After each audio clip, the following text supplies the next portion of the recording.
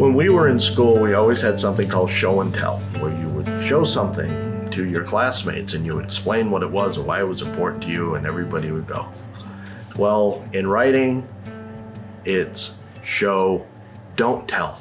There has to be a point where there's silence, where the reader has to figure out what's going on. The reader has to make their decisions on, am I getting behind this character? Am I getting against this villain? Am I sharing in the struggle? The reader has to come to their own conclusions. So when you have a scene and you're setting up, somebody's really angry, instead of saying they slam their fist down angrily, instead of describing what they do, have them act it out. Have them say it. They're saying something and they slam their fist down. Well, instead of saying that they are now angry because of XYZ, you've shown that they're angry, but you're not saying what they're angry about. So now the reader has to start paying attention to what's happening in this scene. What's making them so angry? What's setting them off? Is there something I don't know about? Is there something going on that nobody shared? The same too with somebody who's secretly in love with someone. Show them trying to get their attention, trying to be around them. Show how they're trying to work out their feelings. But don't say this is what's going on. Let the reader come to that conclusion, because this is a discovery that the reader has made on their own.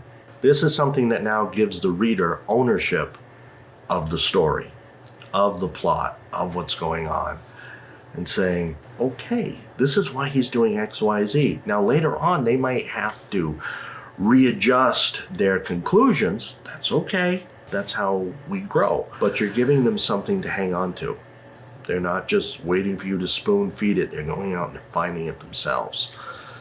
Somebody who's going through deep sorrow, deep poignancy. Describe how they're, going through a house maybe after a loved one has died, and they're walking into like the living room and they're remembering all the times they were sitting around watching television or listening to the radio, or they go into the kitchen or dining room and they remember all the family dinners, or they see the pictures hanging on the wall of when they won a high school football game, a graduation, a wedding, a birthday, some event that somebody treasured. They're not here anymore to have those memories, and you only have the memories of a memory.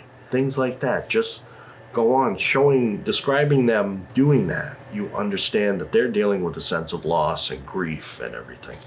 And don't say that so-and-so was grieving the fact that we aren't going to do this, but they picked up the photo of family vacation when they were 12 years old, and remembered when dad took them fishing and mom took them swimming and things like that, and put it all in the past tense, and you'll realize that you're showing, you're not telling. You're not telling that they're grieving. You're describing what they're going through, and you're describing their grief. You're letting people witness it. You're showing, you're not telling. So that is typically for me anyway, the hardest thing. Show, don't tell. Because I want you to really know what this character is doing and why I'm setting it up this way. And so I'm telling you basically how you have to feel. And nobody likes being told what to do. And so you're not going to want to be told what to do, which means you're not going to be reading my book. Which means that I have just been very self-defeating in trying to explain what's going on instead of just letting you witness it. So, show, don't tell.